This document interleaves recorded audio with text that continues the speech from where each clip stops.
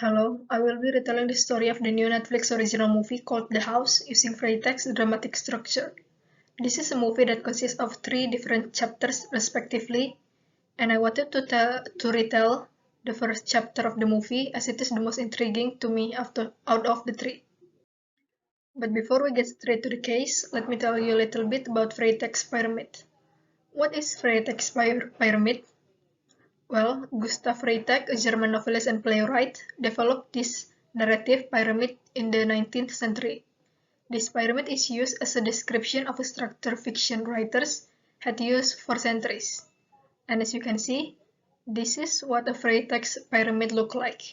Freytag's pyramid describes the 5 key stages of a story, offering a conceptual structure for writing a story from start to finish. These stages consist of expositions, is where the story starts, rising action, is where the writers explore the story's conflict build up until its climax, then we get climax, is where the story's conflict peaks and we learn the fate of the main characters, falling action, is where the writer explores the aftermath of the climax, and lastly resolution is where it involves tying up the loose ends of the climax and falling actions.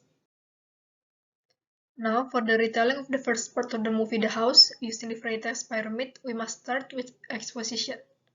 The title of the first chapter is "And Heard Within a Lie is Spun." Mabel, a young girl, lives with her father Raymond, mother Penny, and newborn sister Isobel in a relative poverty. After a visit from a wealthy and stuck-up relatives, a drunk and irritated Raymond encounters the mysterious architect Mr. van Schoenbeck in the forest one night, and accepts van Schoenbeck's offer to move into a new luxurious house built for them at no charge. The family is escorted to the house by Thomas, an apparent employee of Mr. van Schoenbeck.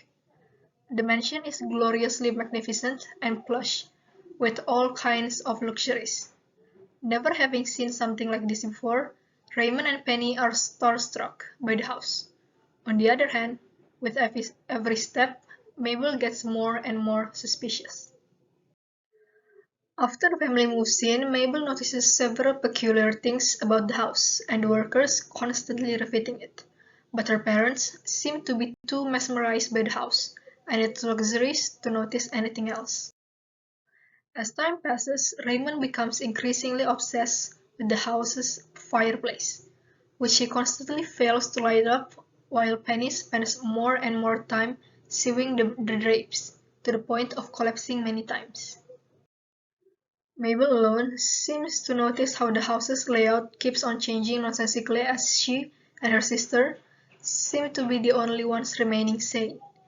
Mabel also becomes further put off when her parents soon begin donning attire designed by Van Schoenbeck, which resembles the furniture they adore. So Raymond as an armchair and Penny as curtains. Exploring the house one night, Mabel and Isobel find themselves lost in the maze it has become, and are unable to return to their parents, eventually stumbling upon Van Schoenbeck's employee, Mr. Thomas. Thomas then confesses with guilt that he is simply an actor, following a script provided by Van Schoenbeck, as he has been the middleman between his boss and the girl's parents.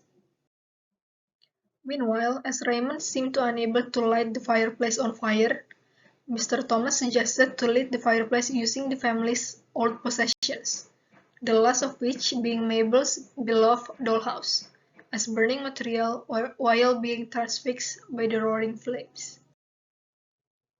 When the sisters finally reunite with their parents, they find Raymond and Penny turned into furniture, Raymond becoming a chair and Penny into curtains.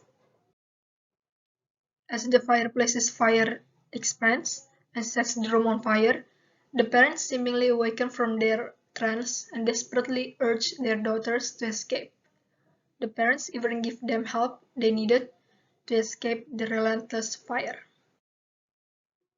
Having escaped while their parents burned alive, the sisters Mabel and Isobel watch the smoking house from a distance as the sun rises behind it, leaving their fate unknown. Thank you for watching.